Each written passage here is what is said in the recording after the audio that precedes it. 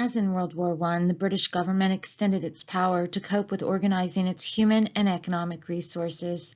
Churchill formed a coalition government and exercised supreme political and military power. However, Ernest Bevin was able to get on with his job as Minister of Labor and National Service much more effectively than Albert Speer was able to perform a similar role under Hitler. Mines, shipping, and railways again came under state control. Rationing was introduced, and, as we have seen, conscription for both men and women was used. Bevin also intervened extensively in the health and welfare of the nation, improving health care, setting up nurseries to look after children of working mothers, and making sure all factories employing more than 250 people had a canteen and a welfare officer.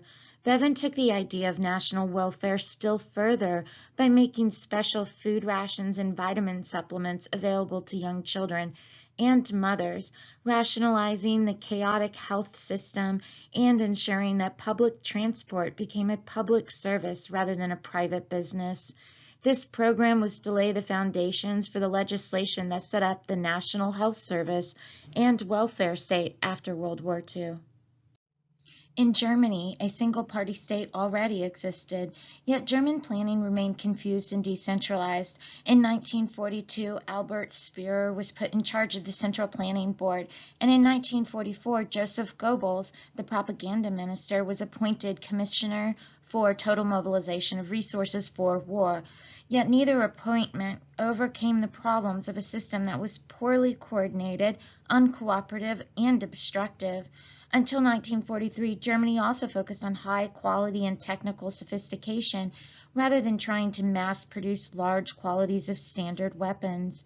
It thus failed to produce weapons on a large enough scale, and the Soviet Union, although having a smaller industrial base, greatly outproduced the German Empire throughout the war. In the Soviet Union, the centralized all-powerful state already existed.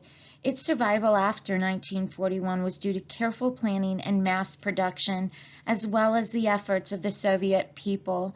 The USSR was turned into Stalin's single war camp, where war production was the only priority.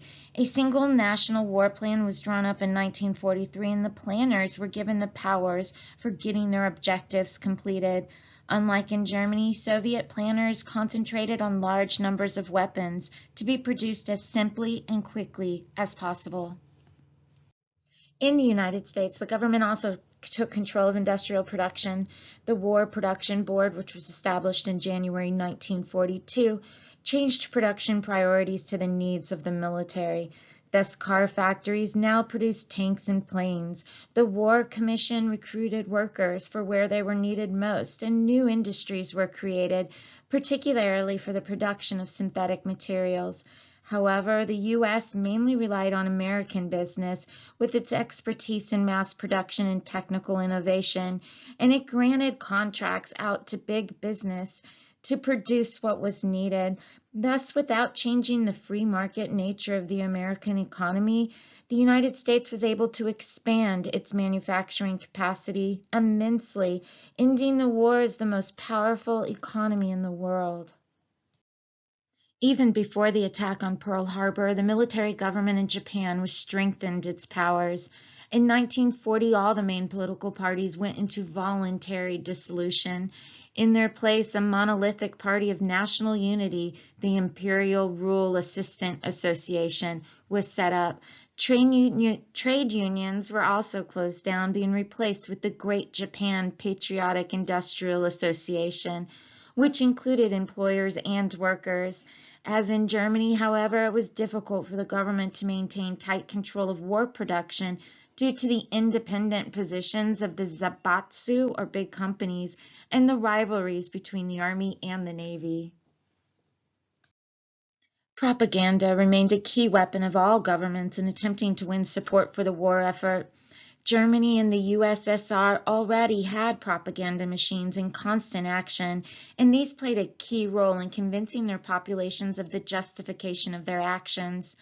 Goebbels stoked the German fear of communism in the East, and Stalin cleverly dubbed the war as the Great Patriotic War, in which defense of the motherland rather than the brutal communist state was to be the driving motivation of the people. The Western democracies faced a problem in 1939 in that pacifism in Britain and isolationism in the United States were the main attitudes to a new war. The change in public opinion, however, came not so much from propaganda as the actions of the Axis powers.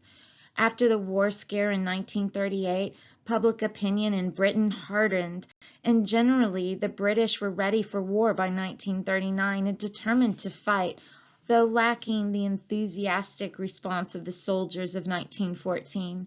In America, it was the attack on Pearl Harbor and the German declaration of war that changed attitudes.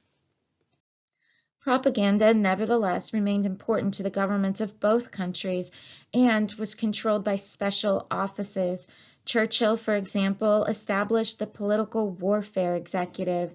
In America, the Office of War Information was set up to help Americans understand the purpose of the war was to defend the national belief in freedom and liberty.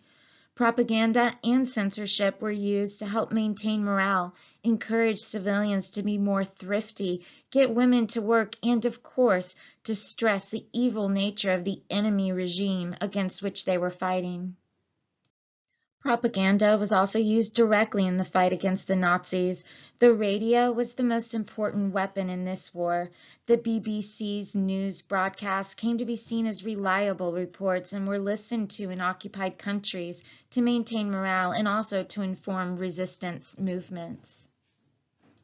British and American propaganda against the Japanese was very different to that used against the Germans. Whereas the propaganda against Germany stressed that the Nazis specifically were the evil enemy, not the whole German population, with Japan, the attack was of an openly racist nature and aimed at all Japanese, not just their leaders. The attitude towards the Japanese was that they were primitive, uncivilized, and very much inferior. Also that they were treacherous and barbaric. The Daily Mail newspaper in Britain used to refer to Japan as dominated by a fanatical belief in the superiority of the Japanese race and its mission to spread the paternal rule of the divine emperor, the natural outcome of this primitive tribalism, which has persisted beneath the veneer of different cultures borrowed from other countries. In this cartoon, you can see exactly the difference of how they're portrayed. You see Hitler there. His head is kind of elevated. There's almost a prestige to him, almost a sense of, I don't know, it's nuts. And then look at how they're depicting the alternate Japanese person within this. This is by Dr. Seuss, so it's no surprise it's racist, right?